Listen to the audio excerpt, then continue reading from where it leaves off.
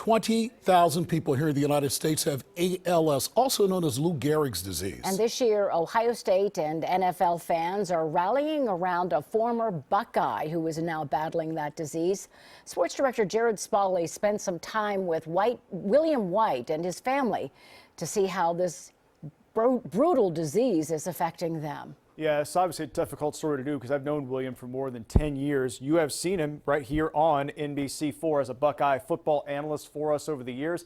He, of course, played at Ohio State, was a captain for the Buckeyes in the mid-'80s.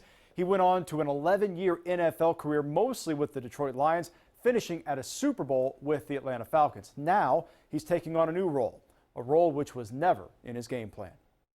Hey, how you doing, Nicole? Appointments in this office. A lot of the words they use, I have no idea what they rarely sound like this. Well, I don't like going up and down stairs, but I can still do it.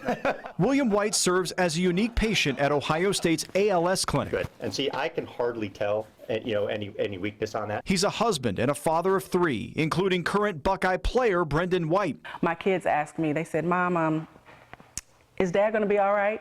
And I said, yep.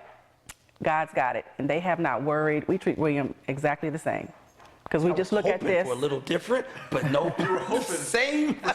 He keeps the mood light despite a dark diagnosis. ALS is defined as a neurodegenerative disease which affects nerve cells in the spinal cord and brain. It's a progressive disease, meaning the cells slowly spread through the body, wrecking a person's ability to control muscle movements. It is 100% fatal.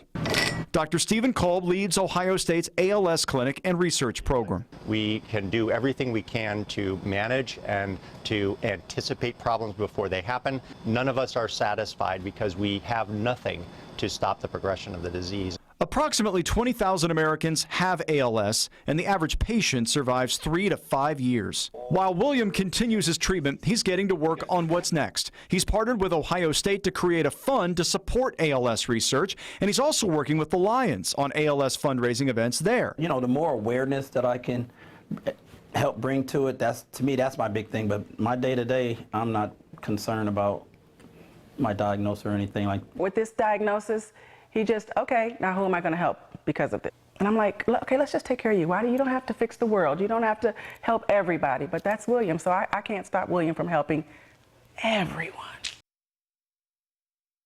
I doubt you've seen a more positive family than that. The question many people have asked William is, did football play a role in developing ALS? Well, the answer is that's unclear. But in a patient group of more than 80 participants at Ohio State, William says he's the only patient who played football. Dr. Kolb says ALS diagnosis rates trend a little higher among elite athletes, even military personnel.